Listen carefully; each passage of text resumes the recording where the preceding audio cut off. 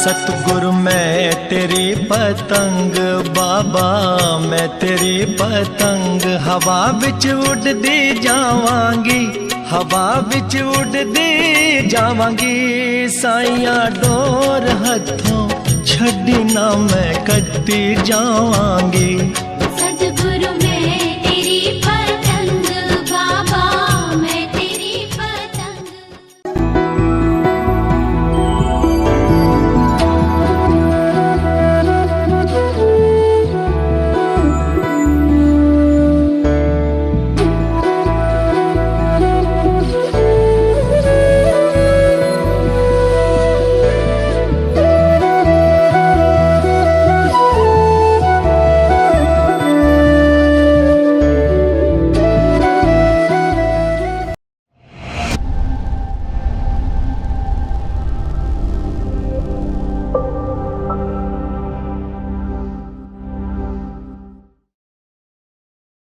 मेरा नाम जयश्री है। हम समता योग विद्यालय से आए हैं। दिल्ली छतरपुर इन क्लब में आए हैं। फेस नंबर 1 में आए हैं। तो यहाँ एक आंटी रहते, हम सब उनको प्यार से गुप्ता आंटी कह के बुलाते हैं। तो 5 साल से सत्संग में जुड़े हैं। तो हम उनको पूछना चाहते हैं कि उनका सत्संग के बारे में क्या ख्याल है, उनकी राय क्या है, और गुरु जी के बारे में, सत्संग के बारे में लोगों को क्या बताना चाहते हैं, उनका एक्सपीरियंस कैसा है। तो चलिए हम उनसे सीधा बात करेंगे, उनसे पूछ लेंगे।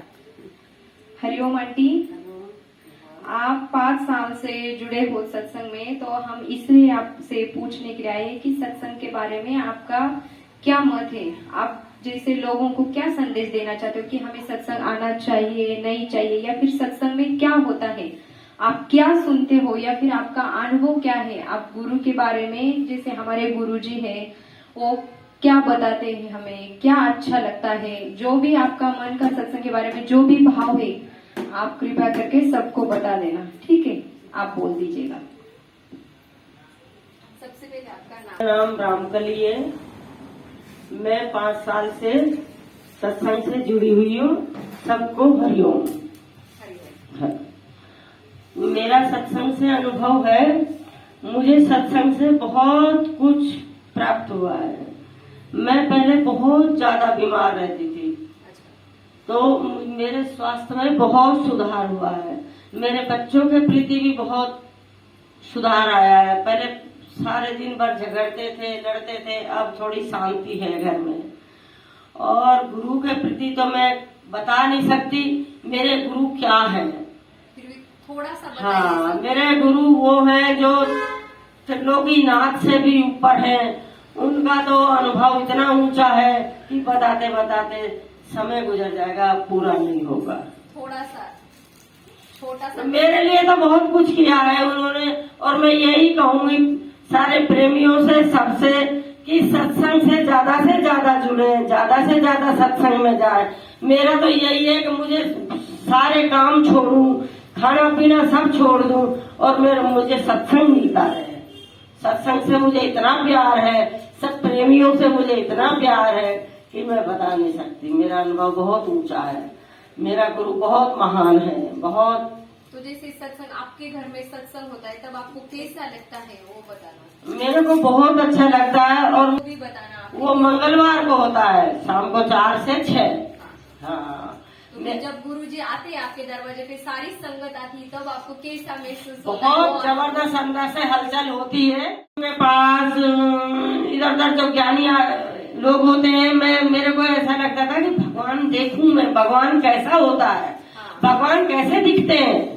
तो फिर मुझे कोई एक आंटी मिली मुझे भी, उन्होंने मुझे बताया कि वहाँ आओ, 5 नंबर गली में आओ, एक दीदी है, और वहाँ आओ आप, वहाँ आपका सारा सुधार हो जाएगा। तो मुझे बहुत अच्छा लगा। वहाँ पहले दिन ही बहुत अच्छा लगा मेरे को, बहुत अच्छा लगा मेरे को। फिर मैं भी कोशिश हुई कि 3 टाइम का सत्संग लूं। फिर उसके बाद गुरु भगवान ने परीक्षा ली मेरी कि देखते हैं इसको, खाट में लिटा के देखते हैं, देखें कैसे सत्संग में पहुंचेगी। हम अपनी डायरी हमेशा अपने सिराने रखते हैं। हॉस्पिटल गए तब भी हम अपनी डायरी साथ लेकर गए। हम जितने मरीज थे सबको भजन सुनाते थे, अपना अनुभव सुनाते थे कि हमारा ज्ञान गुरु हमें ये बताता, आत्मा का ज्ञान देता है। जो गुरु के जो वचन है मैंने डायरी में लिख रखे हैं, मैं सबको सुनाती थी वहाँ। तो सब बहुत कुछ सुनाना चाहेंगे एक दो वचन? हाँ, यही है कि जैसे कि किसी से इच्छा ना करो, जो सामने से आ रहा है उसी को ग्रहण करो, और जो है भाव में रहो, धैर्य में रहो। हाँ, सहनशीलता। हाँ, सहनशीलता में रहो। तो गुरु का यही ज्ञान है। गुरु यही कहता है सबको आत्मा करके देखो, सबको भगवान करके बोलो, और किसी से हुक्म नहीं करो, हुक्म में रहो, ये गुरु बताते हैं हमारे। हाँ। तो घर का माहौल भी अब आनंदी हो जाता है। हाँ, अब घर का माहौल बहुत बढ़िया है, बहुत अच्छा है। घर में भी एकदम लगता है कि जैसे हाँ। घर भी बोलते हैं ना कि स्वर्ग का सुख ऐसा है, हम सुनते हैं। हाँ। तो किसने देखा है मरने के बाद कैसा है, लेकिन यहाँ यही हमें अब देख रहे हैं हम। स्वर्ग का अनुभव। हाँ, अब देख रहे हैं हम, जीते जी क्या का वो देख रहे हैं, स्वर्ग देख रहे हैं, जीते जी की मुक्ति देख रहे हैं। जीते जी की हमने सबको मुक्त कर दिया। जो हो रहा है अच्छा हो रहा है, जो होगा अच्छा हो रहा है, जो बोल रहे हैं अच्छा बोल रहे हैं, जो हमें प्रसाद दे रहे हैं, भोजन दे रहे हैं, बहुत बढ़िया दे रहे हैं। तो अपनी इच्छा खत्म कर दो और अपने गुरु के वचनों में रहो। बहुत खुशी होगी, बहुत आनंद आएंगे, बहुत शांति होगी। सब भजन होना चाहिए। प्रेम ही सारी चीज का प्रेम से ही। हाँ, प्रेम ही सबसे करो, किसी से कुछ लेन देन का कोई मतलब मत रखो। और गुरु भी ऐसे मिले है ना हम सबको कि वो बस सबको एक जैसा प्रेम करते हैं, एक जैसा सबको बांध कर जोड़ कर रखते हैं। जोड़कर आज भी कहने लगे गुप्ता आंटी वहाँ जाना है आपको, काम के लिए बोला दिवाली के बाद गुरु टिकट बुक करा रहा है, इसको बोला भगवान को। तो ये तो थोड़ी सी हो गई तैयार। इनको थोड़ा सा मुश्किल है करना तैयार, देखो तो भगवान की कृपा होगी। हाँ, तो ये आपकी बहू है ना? हाँ, बड़ी बात। हाँ। अच्छा, ठीक ये है। भी भगवान है, ये भी भगवान, सब भगवान है। हाँ, तो सब में भगवान। हाँ, सब सत्संग होता है तो घर में घर का माहौल ठीक ही रहता है। घर पे और तो क्या है, संगत आती है, 4 आदमी और आते हैं, थोड़ा सेवा का मौका मिलता है। कोई भी है तो उसमें कोई ऐसा कुछ नहीं है। आपको सत्संग से कुछ ज्ञान मिलेगा, मैं भी कुछ आपका कर ले जाए। तो मैं तो यही कहता हूँ, परमात्मा पे ध्यान रखो, विचार अपने आदमी ठीक रखेगा तो सब जगह भगवान है, नहीं तो कहीं सबसे महत्वपूर्ण है ना। आप ठीक है तो सब दूसरा भी ठीक रहेगा। ठीक है। हमारा तो एक ये है, अगर किसी का भला नहीं होता है तो किसी की बुराई भी मत करो। उसे तो आप क्या कहना चाहिए, जैसे हम सबको अपना ये वीडियो दिखाएंगे, मैं तो यही कहता हूँ, कि सत्संग आना चाहिए या जिंदगी नहीं में चाहिए? 2 ही चीजें हैं, ईमानदारी से, कम मिले या ज्यादा उसमें अपना गुजारा करना चाहिए। इसके अलावा बुराई को त्याग के और अच्छाई के रास्ते पे चलना चाहिए। हर इंसान का एक ही एम है कि वहां से कुछ लेके नहीं आया, ना कुछ लेके जाएगा। पाप और पुण्य 2 ही इंसान के साथ जाते हैं। अच्छे कर्म करेगा तो लेकिन अच्छे कर्म की सीख तो हमें सत्संग से मिलती ना, अच्छे गुरु के। तो कोई भी आदमी सत्संग है, का मतलब ये ना कि अच्छा संग तब अच्छे कर्म। संगत से जो है सारा कुछ चलता है। बस बस जो पूरे पुराने लोग भी कहते हैं ना, जैसा संग वैसा। जैसी संगत में रहोगे वैसा असर पड़ेगा। हाँ, तो वो जैसे संगत अच्छी मुनि- है। नहीं, गुरु तो बहुत बैठे हैं, जगह जगह बैठे हैं, बाकी ये गुरु बहुत ही अंग कांतिका राधिका चमक रही रतन में तारे बन मारी भ्रमर सी कसूरी चंद्र सी मलिक सभी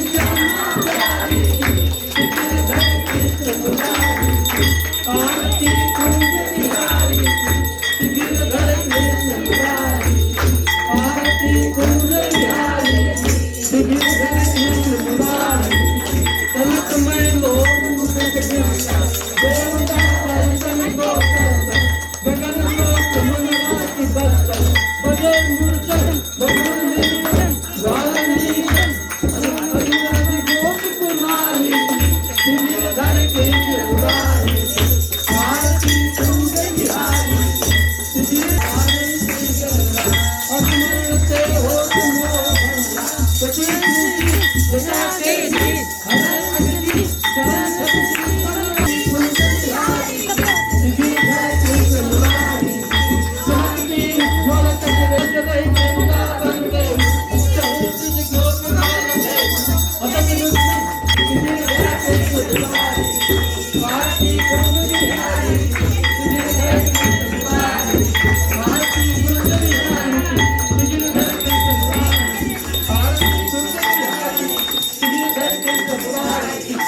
आरती कुंज बिहारी गिरधर कृष्ण मुरारी आरती कुंज बिहारी गिरधर कृष्ण मुरारी आरती कुंज बिहारी गिरधर कृष्ण मुरारी आरती कुंज बिहारी गिरधर कृष्ण मुरारी गिरधर कृष्ण मुरारी आरती कुंज बिहारी गिरधर कृष्ण मुरारी आरती कुंज बिहारी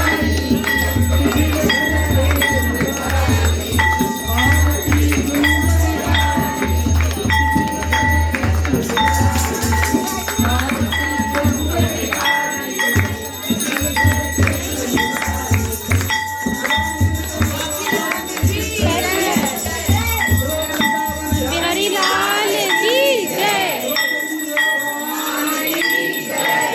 संग भगवान की जय समाज के की जय।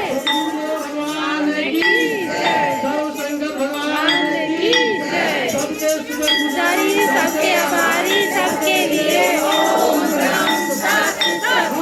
हर महादेव हर महादेव हर हर महादेव भगवान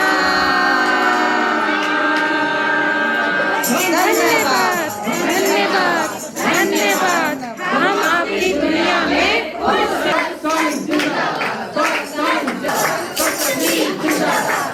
हैं। जो ये आध्यात्मिक मार्ग है, इस पे सीधापन चाहिए। होशियारी, चालाकी, चतुराई से चतुर्भुज नहीं मिलते। भोले भाव मिले रघुराई। तरह तरह के तर्क वितर्क, बातें, ख्याल, विचारधाराएं, सबका अंत हो जाता है जब भोलापन आ जाता है। अभी छोटे से बालक ने कैसे हृदय को जीत लिया। अच्छे अच्छे ज्ञानी ध्यानी भी फीके पड़े और भगवान रिझ गए, क्योंकि साफ मन है, हृदय साफ है, इसमें कोई चालाकी नहीं। जहाँ होशियारियाँ चालाकियाँ रखी जाती हैं, मन बुद्धि रखी जाती है, तो भगवान नहीं मिलते हैं। प्रेम का मार्ग सहज मार्ग हुआ। भगवान कहते हैं जैसे जिसका चाहे दिल वैसे पूजो, लेकिन उसमें भोलापन होना चाहिए, सीधापन होना चाहिए। इसलिए जिसको भी मिले भगवान, वो सीधे वालों को मिले, जो सीधे रहे। भले दुनिया ने उनको कितना ही ठगा या बुरा कहा या कुछ भी उनके लिए बात लेके आए, लेकिन सफल हुआ उन्हीं का जीवन है। अच्छे अच्छे बुद्धि वाले, विद्या गुणवान वाले वहाँ तक नहीं पहुँच पाए, क्योंकि कहीं ना कहीं अहम आगे आड़े। मैं कुछ हूँ, मुझे कुछ आता है। अहमता ममता करता आ जाती है। मैं कर रहा हूँ, करण करावन आपे आप, सब कुछ वही कर रहा है। पूरी धरती को कौन चलाता है? आज इस सत्संग को कौन चला रहा है? परमपिता परमेश्वर चला रहे हैं। हम सबको लाने वाले, यहाँ बैठाने वाले कौन है? वही है। हम सबकी शुद्धि जगाने वाले कौन है? वही है। आज हम सबको ये सत्संग अच्छा लग रहा है, इसके पीछे कारण भी परमात्मा ही है। कमी देखने वाले देखते रहेंगे, उनका काम ही यही है। बोलने वाले बोलते रहेंगे, उनका काम ही है। हमें उनकी तरफ ध्यान नहीं देना है। हमें ध्यान किस तरफ देना है? अपनी आत्म उन्नति की तरफ ध्यान देना है। किसी के नाम रूप के पीछे नहीं भागना है। हम किसी नाम रूप के पीछे भागने लग जाते हैं और ऐसे कई संग पकड़ने की कोशिश करते हैं। लगता है इस पे धन बहुत है, विद्या बहुत है, इसके पास काबिलियत बहुत है, लेकिन क्या भोलापन है, सीधापन है? भोलापन और सीधापन तो महापुरुषों में आया। संत रविदास जी का देखिए, मन चंगा तो कटौती में गंगा, कि मन साफ होना चाहिए। तो इसलिए रोज रोज का सत्संग बहुत अनिवार्य होता है मन अंतर की शुद्धि के लिए, क्योंकि हमें खुद ही नहीं पता होता कि हमारे अंदर में कितने विकार आके घर कर जाते हैं। तन तो भले ही साफ दिखता है, लेकिन क्या मन साफ हुआ? प्रभु कोई दूर नहीं है, उसके लिए बहुत कुछ करने की भी जरूरत नहीं है। पलक झपकाने में भी देरी है, फूल तोड़ने में भी देरी है, प्रभु को मिलने में देरी नहीं है। प्रभु यानी शांति होए हमारे अंदर में, निरीच्छा हो जाए, निस्वार्थ हो जाए, संतुष्टि हो जाए, तृप्ति हो जाए, जहाँ कोई आशा और उम्मीद ना दिखे। नहीं तो संसार में हम आशा और उम्मीदों में अटक जाते हैं जो कभी पूरी नहीं होती है। लेकिन अगर हम भक्ति के रास्ते पर एक आशा और उम्मीद लेके चलते हैं तो ज़रूर पूरी होती है। किसी व्यक्ति का संग मत लो, अपनी आत्मा का संग लो। किसी के पीछे भागने की आवश्यकता नहीं है, बस अपने आप को ठीक करने की आवश्यकता है। प्रभु कहीं दूर नहीं है, अति निकट से निकट उनका निवास हमारे ही भीतर है। हमारे आव भाव विचारधारा कैसी है, कितना सीधापन इस बालक का देख के अंतर हृदय गदगद हो गया। कितनी बड़ी सीख वो हमें दे गया थोड़ी सी ही वाणी में, क्योंकि शुद्ध वाणी है, कोई बुद्धि या तर्क करके नहीं बोला गया है। और भगवान ऐसे से ही रिझ जाते हैं, उन्हीं का ही खा लेते हैं। कल भी मेरे पास एक बालिका का फ़ोन आया, छोटी बच्ची का, कि भगवान मुझे लड्डू गोपाल चाहिए, मैंने अपनी मम्मी को मना लिया है और मैं संभाल लूँगी, मैं कर लूँगी, मुझे चाहिए और आपसे ही चाहिए। तो कितना अच्छा अंदर से लगता है कि देखिए आने वाली पीढ़ी भगवान को कितना चाहती है। ठीक है, हज़ारों करोड़ों लोग नहीं चाहते, अपनी अपनी विचारधारा है। अगर कोई एक भी चाह रहा है ना भगवान को, तो समझ लो इस धरती का उद्धार हो जाता है। और यही साधु संत और महापुरुषों की सीख है इस समाज में, कि हमें कैसे रहना है, किस तरह से अपने जीवन को चलाना है। क्या आवश्यकता पड़ी इस झूठ को बोलने की, क्या आवश्यकता पड़ी बेईमानियाँ करने की, दिखावा करने की, अंदर में चालाकियाँ करने की, दिखावा करने की, तर्क वितर्क करने की, बुद्धियाँ लगाने की। इन सब से क्या मिला? भले ही थोड़ी देर के लिए हमें सामने वाले से वाहवाही मिल गई, सामने वाले से संतुष्टि मिल गई, लेकिन अंदर तो बात पड़ी रह गई कि मैंने झूठ का सहारा लिया। आज झूठ का सहारा लेकर लोग सारा दिन विचरण करते हैं। घर में जब वो आते हैं, उनसे पूछा जाता है कहाँ गए थे, तो बड़े साफ से कह देते हैं झूठ बोल दिया। लेकिन वो आदत कैसी पड़ती चली गई, और धीरे धीरे वो आदत एक विकार का रूप बन जाती है, और फिर कलह, कलेश और झगड़े का रूप बना लेती है। जड़ क्या थी? उस जड़ पे काम करना था, बाहर काम करने की आवश्यकता नहीं है। राजा हरिश्चंद्र एक सच के साथ से आज तक अमर हैं। शरीर भले ही चला गया, लेकिन उनकी अमरता को कोई छीन नहीं सकता। उन्होंने सच का साथ कभी छोड़ा ही नहीं और झूठ का साथ कभी लिया ही नहीं। हमसे भी कितने साफ से बहुत जने झूठ बोल देते हैं। हमने कहा इसकी आवश्यकता आखिर इस व्यक्ति को पड़ी क्यों? क्योंकि उसको लगा झूठ से ही मेरी महानता बनेगी, झूठ से ही मैं बच सकता हूँ।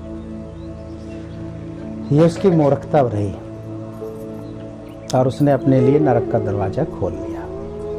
क्योंकि जो झूठ का सहारा लेते हैं वो नरक में चले जाते हैं और अधोगति योनियों को पाते हैं। झूठ बोलने की कोई आवश्यकता ही नहीं है, छल करने की कोई आवश्यकता ही नहीं थी, चालाकी करने की कोई आवश्यकता ही नहीं थी। क्या हमारे भाग्य का लेखा मिट सकता था, या हमारे भाग्य की चीज़ें बदल सकती थी या बढ़ सकती थी?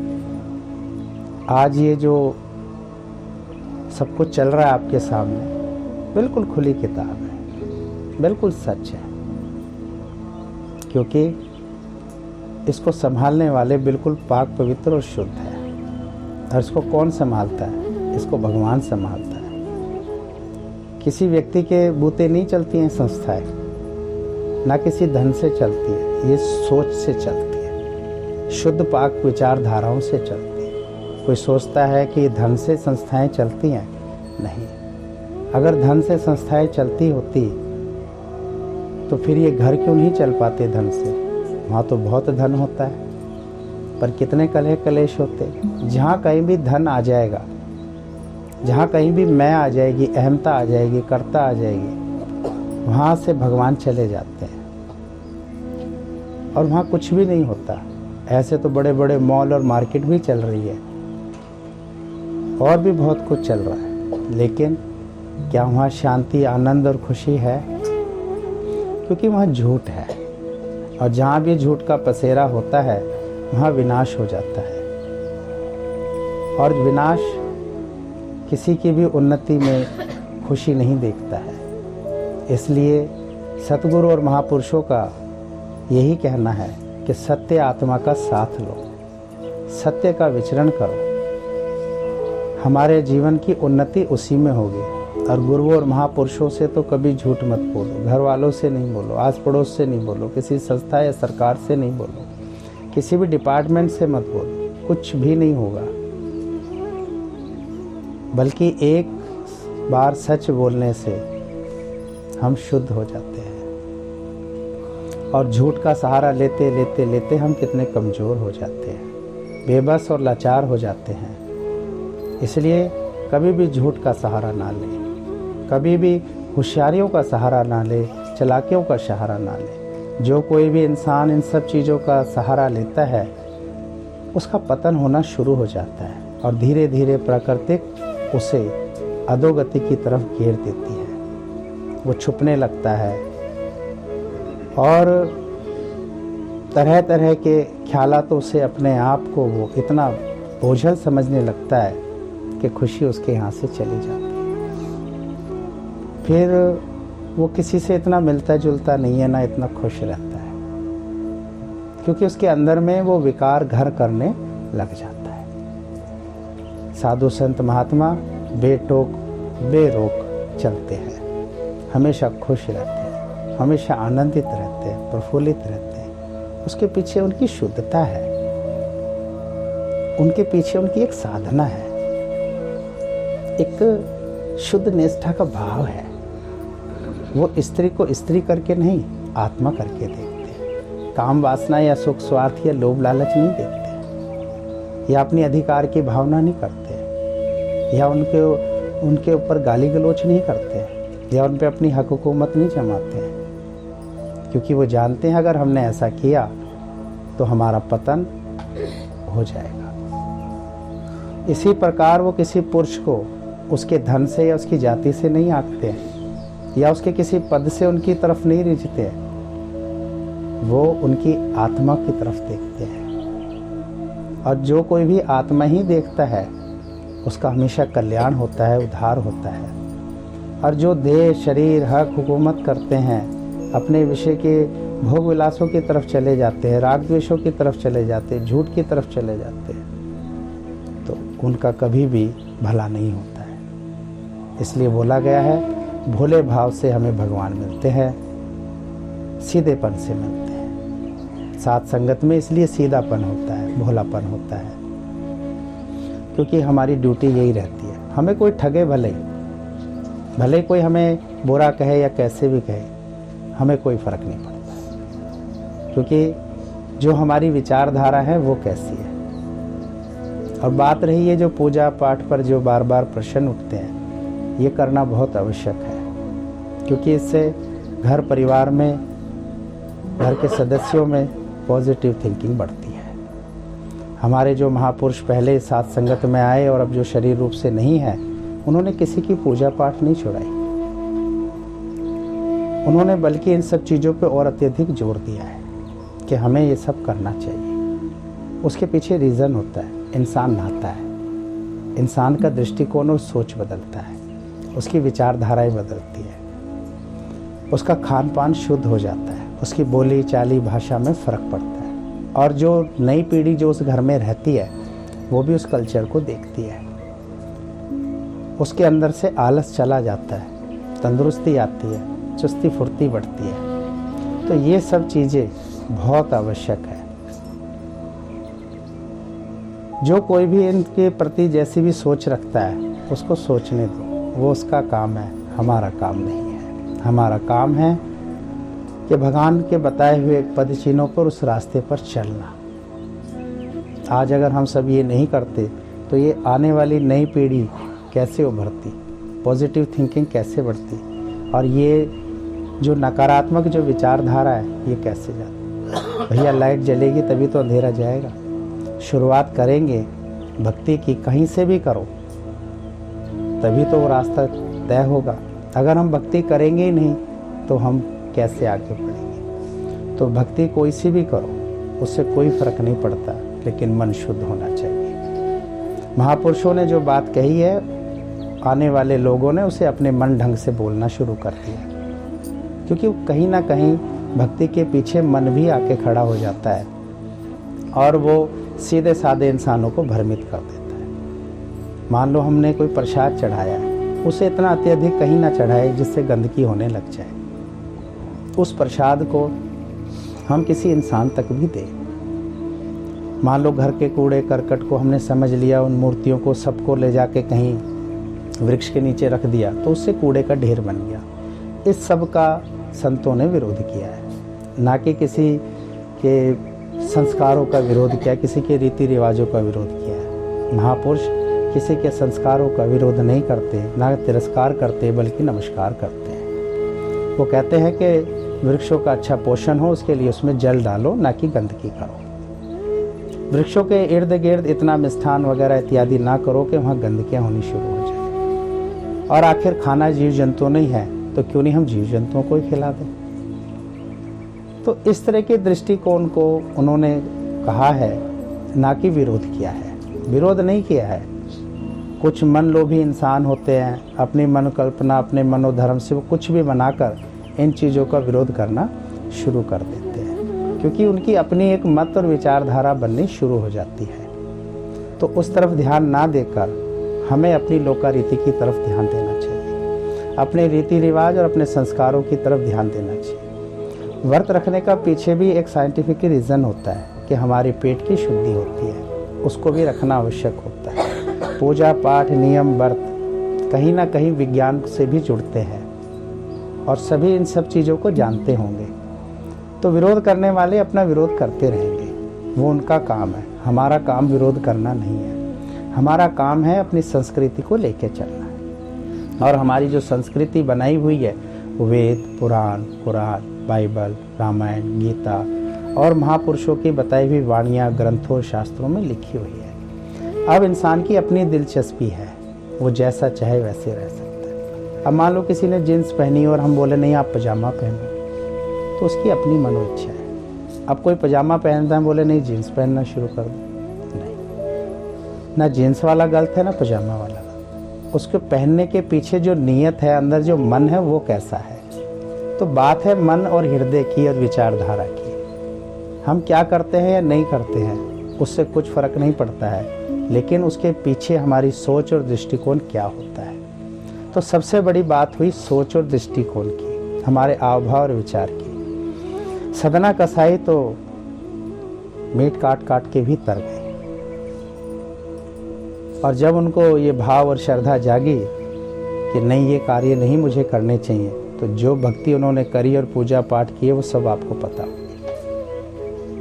तो ये एक मन के भाव होते हैं। जब वो कसाई का काम करते थे तो उनकी विचारधारा तब भी भगवान की थी, और जब उनके भाव बदल गए तो उनकी तब भी विचारधारा भगवान की ही थी। तो हमारे पीछे हमारा दृष्टिकोण और हमारी विचारधाराएं क्या होती है, वो बहुत ज़्यादा जरूरी है। हम भले मथुरा में रहें, वृंदावन में रहें और लोगों को लूटने का काम करें, तो वो पूजा पाठ नहीं होती है। हम सीधे और भोले भाव में रहें तो वो पूजा पाठ ही कही जाती है। तो पूजा पाठ का विज्ञान की तरफ भी रीजन होता है, इकोनॉमी भी उससे जुड़ती है और हमारी सोच और दृष्टिकोण भी बदलती है। जब हम एक मूर्ति खरीदते हैं तो हम वासना से नहीं, उपासना से खरीदते हैं। जब हम फूल और मिष्ठान खरीदते हैं तो किस भाव से खरीदते हैं? शुद्ध भाव से खरीदते हैं। तो कल जिन्होंने भी माता बहनों ने जो भी कुछ किया वो करना बहुत अति आवश्यक है आने वाले समाज के लिए, क्योंकि अत्यधिक सोच और दृष्टिकोण इस विनाश की तरफ जा चुकी है और धीरे धीरे वो जा रही है। उसके पीछे कारण ही यही है, हिंदुत्व की जो संस्कृति है वो मिटती जा रही है और सभी उसी पर ही धावा बोलते हैं। और खुद हिंदू भी उस पर धावा बोलता है कि ये सब बंद कर दो, ये सब ऐसे कर। नहीं, अपनी अपनी सोच, जिसको बंद करना है बंद करो। लेकिन अगर हम इसको बंद करते ही चले गए तो सोचिए कि एक हिंदू तत्व का अंत हो जाएगा। पहले ही देखिए कि इतनी बड़ी धरती पर हिंदू तत्व की कंट्री है ही कितनी। कितनी है? एकमात्र हिंदुस्तान, या थोड़ा सा आप नेपाल जोड़ सकते हो, या इसके इर्द गिर्द के छोटे छोटे जो देश, वो भी अदर कंट्रियां दूसरी सोच और दृष्टिकोण की तरफ जाती चली जा रही। इतने बड़े हिंदुस्तान में भी सोच विचारधारा अलग अलग बदलती चली जा रही। तो क्यों नहीं इसकी शुरुआत हम अपने से ही करें, अपनी विचारधारा से करें, अपने दृष्टिकोण से करें। घर के बाहर शुभ लाभ लिखा होता है, कितना अच्छा लगता है, ना कि कुत्तों से सावधान रहे, वो अच्छा लिखा। घर के बाहर आपने लिख दिया नो पार्किंग, घर के बाहर लिख दिया आपने ये वो दुनियादारी, वो किस सोच की? ये क्या रोड हमारा है? घर आपका है, रोड आपका नहीं है। लेकिन सोच क्या बनी कि मेरे घर के आगे भी कोई खड़ा ना हो जाए, मेरा घर। तो नेगेटिव विचार की तरफ हम चले गए। नहीं, आप आराम से खड़ी कर सकते हो गाड़ी।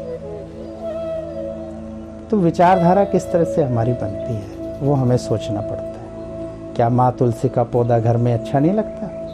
अच्छा लगता है, उससे शुद्धि बढ़ती है, ऑक्सीजन भी बढ़ता है। और बच्चों को जो हम उसकी जानकारी देते हैं तो उनकी सोच और दृष्टिकोण भी बदलता है। क्या भगवान की प्रतिमा जब हमारे घरों में होती हैं तो अच्छी नहीं लगती है? अभी आप देखिए, यहाँ सत्संग चलता है, यहाँ की वाइब्रेशन कैसी है, और जहाँ सत्संग नहीं होते वहाँ की वाइब्रेशन क्या है। मंदिर जाओ कितना अच्छा लगता है। अभी आप सब प्रेम मंदिर गए, बांके बिहारी के गए, नंदगांव गए, गोकुल गए, रमन रेती गए, कैसी वाइब्रेशन है। आने वाली पीढ़ी के मन कैसे बदल, कैसे ये छोटे बच्चे का मन बदल रहा है, देख रहे हो आप? कैसे कल छोटी बच्ची का फ़ोन आया, भगवान मुझे लड्डू गोपाल लेना है और भैया दूज वाले दिन लूँगी, मैं आपके हाथ से ही लूँगी और मैं करूँगी। तो कहाँ से आया उसका सोच दृष्टिकोण? नहीं तो सब तरह तरह के किस ख्यालातों में जा रहे हैं। वो जो फ़ोन है ना, एक हाथ में जो आ चुका है, जो नेट आ गया है, उस पर 90 से 95% कुछ और ही चल रहा है। बच्चे सो नहीं पा रहे, खा नहीं पा रहे हैं, चल नहीं पा रहे हैं, तरह तरह की बीमारियों और ख्यालातों में जा। उसमें रामायण कितने लोग देखते होंगे, कृष्ण लीला कितने देखते होंगे, साधु संत महात्माओं की वाणियाँ कितनी, वो गलत नहीं दिखता उनको, ये गलत दिखता, ये चीज़ें गलत दिखती हैं।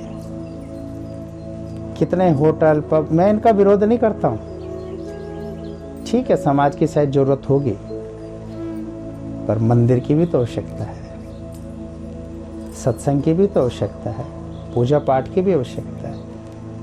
जब एक मुसलमान किसी नमाज का विरोध नहीं करता, आप सभी ने देखा होगा, कभी उसने विरोध नहीं किया होगा नमाज का, और अपनी सारी पीढ़ियों को कराते हैं, सारी पीढ़ी, सारे फंक्शन मनाते हैं अपने, पूरी मार्केट बंद कर देते हैं, रेडियां हट जाती हैं और रटाना शुरू कर देते हैं। और हर त्यौहार 3 दिन 4 दिन तक चलता है उनका, होता है एक दिन का ही है, 2 दिन इधर 2 दिन उधर लेके चलते हैं। और एक हिंदू ही हिंदू के त्यौहार का विरोध करता है। 15 दिन नवरात्रि चलते थे, भैया आप क्या करोगे, 8 दिन पे लिया, क्या एक ही दिन पे खत्म करोगे क्या? सोच तो ऐसे ही लग रही है। पहले दिन ही वो 8 घंटे का नवरात्रा बना लेंगे, बोला हर एक घंटे एक देवी का हो गया, समाप्त हो गया। कितने हंसी खुशी। दिवाली तो हिंदुओं का राजा त्यौहार है, देखिए कितनी बड़ी इकोनॉमी उठ के आई है। कितनों के घर चले, कितनी सफाइयां हुई हैं। तो हर चीज के पीछे एक दूसरा रीजन भी तो सोच के चलो। कितनी चीजें बिकी हैं, मार्केट कितनी उठी है, कितने माता बहनों के घर चले, कितने भाइयों के घर चल रहे हैं। तो गुरु कहते हैं हर कार्य के पीछे अपनी अपनी सोच और दृष्टिकोण होता है। आज ये गीता शास्त्र जहाँ से भी आ रहा है, जो भी ला रहा है, जो भी दे रहा है, तो इसको जो भी कोई पढ़ता है तो आज नहीं तो कल, कल नहीं तो परसों भगवान से जुड़ता है। गंदी किताबें कितनी बिक रही हैं, उसका तो कोई विरोध नहीं करता। गंदी चीज़ें और कितनी चल रही हैं, उसका कोई विरोध नहीं करता। तो करने वाले बोलते रहेंगे, चलते रहेंगे, वो उनका काम है। हमें सोचना है हमारा काम क्या है। हमारा काम है अपने जीवन पर ध्यान देना, अपने लक्ष्य पर ध्यान देना। आप सोचिए अगर भागीरथ महाराज अगर इस माँ गंगा को नहीं लाए होते धरती पे तो क्या हालत हो रही होती। अगर हमारे भगवान इस धरती पे ना आए हुए होते तो क्या? मजाक उड़ाने वाले बोलते रहेंगे। वो कृष्ण का भी मजाक उड़ाते हैं, वो राम का भी उड़ाते हैं, बहुत कुछ बोलते हैं। रात को कहाँ सो रहे थे जी, दिन में क्या कर रहे थे, बोलते रहने दो। उनका सोचो, उनकी दृष्टिकोण। हमारे तो आराध्य हैं राम, उनकी रामायण पढ़ना और सुनना हमारा काम। हमारे आराध्य हैं कृष्ण, उनकी पूजा पाठ नियम व्रत करना हमारा कार्य है। कितने गर्व और एक बहुत ऊंचा दृष्टिकोण है कि आप ये देखिए कि महेश्वरी जी ने बेड़ा उठाया हुआ है। लाना ले जाना और मेहनत करना और सारा दिन देख रेख करना, और वो भी फ्री और मुफ्त है। आप एक इंसान को ड्यूटी पे रख के देखो, 10,000 15,000 तो चाहिए। उंगली उठाने वाले ने तो 1 मिनट में उंगली उठा दी, पर सेवा करने की एक दिन भी बात करी? सेवा करने की तो बात नहीं करी एक दिन। धन खर्च करने की तो बात नहीं करी। जो सेवा कर रहा है उससे पूछो जरा, उसे ये बात कैसी लगेगी, उसे ये ख्यालात कैसे लगेंगे? नहीं। हर एक के दृष्टिकोण को, हर एक की आशा उम्मीद को ऊंचा उठा के चलना है। हर एक के अभाव को, हर एक के पुरुषार्थ को बहुत अच्छे से बोलना है। बहुत शुक्राना है जी, बहुत धन्यवाद है आपका, बहुत अच्छा लग रहा है। जो बहन शास्त्र लेके चल रही है, बहन मटका लेके चल रही है, बहन पंखा लेके चल, बहन एक दिन भी छतरी लेके चला है भाई तू? जरा जोर लगेगा, जरा देख तो सही, चुन्नी पकड़ के तो देख। शर्म लगती है, लाज भी आती है जब गली मोहल्ले में सब देखते हैं, और उस सबको भूल के चलना होता है। और फिर आगे पीछे सब बोलते हैं,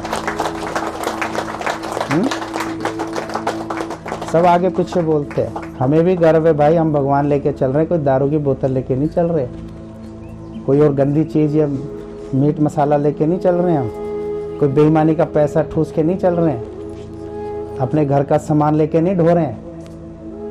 क्या अपने घर का सामान नहीं ढोते हो? अपने बच्चों को नहीं ढोते हो? सब चीजें नहीं करते हो? तो बोलने वाले बोलते रहते हैं। आज कितना अच्छा लगता है। अब बोलने वाले तो महेंद्र जी को भी बोलेंगे, ये क्या घंटा घड़ियाल किसने पकड़ा दिया? बोलने दो, बोलेंगे तो लेके चलो ना एक दिन। ये थोड़ी देर लेके चलते हैं, फिर किसी को पकड़ा देते हैं, वो उसको पकड़ाता है, उसको जोर लगता है। नहीं, हमने एक दिन बोला, मैंने कहा बाबूजी आप इसको रख लोगे? बोला हाँ। तब से ही चल रहे हैं। देखो, तो बोलने वाले बोलेंगे। हर तरह के समाज में लोग रहते हैं, बोलने दो। तो हमारा काम है अपने भगवान की भक्ति को लेके चलना, अपनी संस्कृति, अपने रीति रिवाज को लेके चलना। और हमारे किसी गुरु ने किसी पूजा पाठ नियम व्रत का विरोध नहीं किया है, मैं इसका गवाह हूँ। अगर ऐसा होता तो मुझे जरूर बताते, मुझे जरूर बोलते हो। क्या उन्होंने मुझे इतना सब कुछ दिया और ये बात ख्यालात नहीं दी होंगी? इतना ज्ञान ध्यान जो उन्होंने मुझे दिया, ये सब नहीं बताया होगा? उन्होंने हमेशा कहा है कि आप सबको उनकी मर्जी पे छोड़ देना, अपनी मर्जी पे चलाने की कोशिश मत करना। बस सिर्फ प्यार करना और इज्जत करना, आए हुए की कदर करना, और कभी सत्संग से मत हटाना। ना घर से अपने सत्संग हटाना, ना कभी घर से मतलब अपने दिल से सत्संग को हटाना। सत्संग हमेशा अपने जीवन में रखना। और यही बात कल माता जी ने भी बोली है। पूरा घर समर्पित कर रखा है। और कल इतनी अच्छी बात निकली है भाई के मुख से कि हम इसको तोड़ के बना के एक मंदिर का रूप देंगे हम इसको। मैंने कहा आपके अभाव विचार, ताकि संगत आराम से बैठे, संगत को आराम से सब कुछ खुशियाँ मिले, सब कुछ आराम हो। हम अपने बच्चों के लिए भी तो बनाते हैं आलीशान फ्लैट व्लैट, ये कोठी वोठी नहीं बनाते हैं, कितना पैसा लगाते हैं। क्या संगत हमारा घर परिवार नहीं है? उसके लिए क्या हमारे घर में जगह नहीं है? उसे घर में जगह दो, अपने हृदय में जगह दो। अगर ऐसे ही हम सब करते रहे तो ये हिंदू तत्व का तो फिर अंत हो ही जाएगा भैया, और आने वाली पीढ़ी इलेक्ट्रॉनिक हो जाएगी। और फिर क्या माँ भाई बहन होते हैं कुछ नहीं पता। तो जो हमारा कल्चर है बहुत अच्छा है, मुझे बहुत गर्व है। मैं अपने कल्चर के भी सम्मान करता हूँ, दुनिया के सभी कल्चरों का भी सम्मान करता हूँ। मेरे लिए किसी के रीति रिवाज और संस्कृति बुरी नहीं है, ना मैं किसी का खंडन करता हूँ। मैं तो कहता हूँ जिसका जन्म जिस रीति रिवाज में हुआ है बहुत अच्छे से मनाओ भाई, बहुत खुश होकर मनाओ और खूब प्रेमचारा भाईचारा सदाचारी रखो और मिल बांट के खूब खाओ, खूब एंजॉय करो और खूब खुश रहो। ठीक।